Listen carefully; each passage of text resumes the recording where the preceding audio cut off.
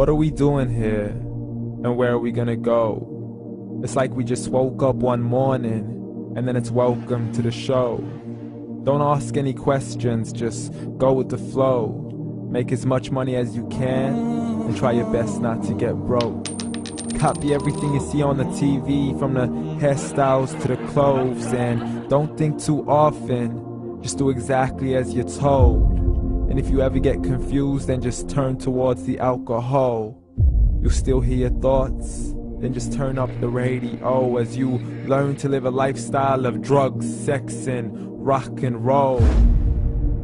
But in all honesty, I just need to know, is there more to the cycle than growing and getting old? Living and dying just to leave behind a happy home and a whole lot of property that somebody else is going to own.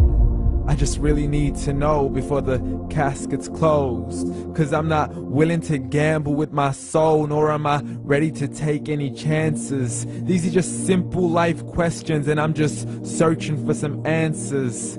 Like, what are we doing here? And what is our purpose? How did we get here, and who made us so perfect?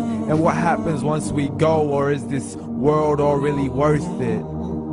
Questions we don't answer because apparently we don't really have to. There's no purpose to this life and our existence is merely natural. Then in that case, please let me ask you, did you create yourself, or was it somebody else who had fashioned you? 'Cause you're a being that's impeccable, faultless and unparalleled. You're a product of supreme intelligence and I'm merely being rational. For there isn't a camera on this earth that can come close to the human eye, nor a computer that can compete alongside the human mind. And if the whole world was to come together, we wouldn't be able to create a single fly. So many signs, yet we still deny. As science tries to justify that all this could come from none, when it's a simple sum. 0 plus 0 plus 0 cannot possibly ever give you 1. So from where did all this order come? For everything has its origins, a maker, a creator of its own. I mean, the only reason you're watching this video is because somebody had to press upload. So we can believe in the Big Bang, but I'd rather believe in He who caused it to explode. Allah, the creator of everything along with every single soul.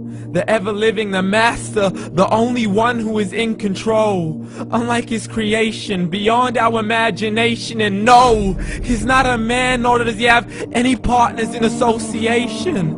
He's on his own. And no, he did not ever leave us alone.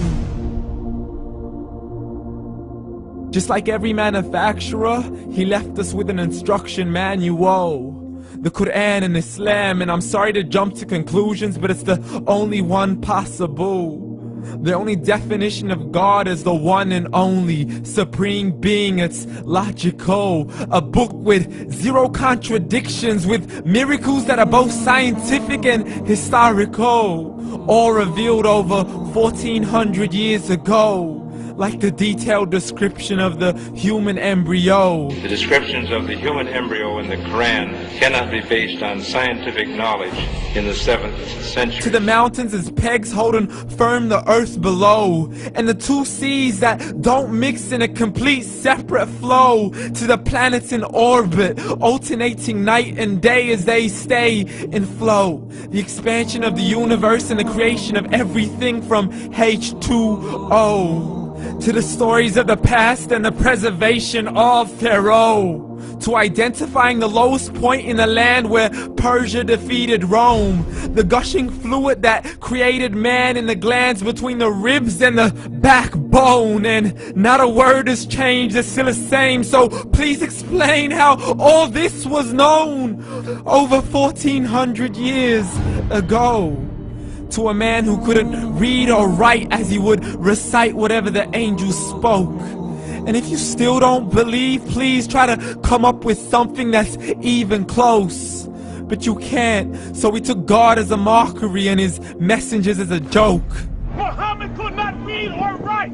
How's somebody who can't read or write gonna start a religion? Dismissed his scriptures as legends and tales of the ancient folk, as we live life according to our whims, desires, and hopes. saying this life is the only home we will ever know. We will live then die, then simply turn to bones. YOLO! Correction, after the grass dies, the rain arrives and it regrows, and Allah promises to do the same thing to your very soul and bring you back from your very fingertips to your toes, as the all-seeing supreme being watches us so close, and we are surely being tested in our wealth, our health, and our self, and everything that we've been blessed with. So believe, for we will surely be resurrected and be brought back to our Lord and account for every single deed, as He hands us our books and